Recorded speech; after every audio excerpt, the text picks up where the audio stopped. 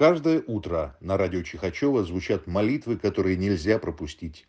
Благословение на грядущий день и на его труды, молитва о любви и мире в семьях, на службе, на работе и во всем мире, молитва о здравии всех больных, лежащих, немощных, заклинательная молитва от беснования. Включайте и слушайте. Начните свой день с радио Чихачева. Яко с нами Бог.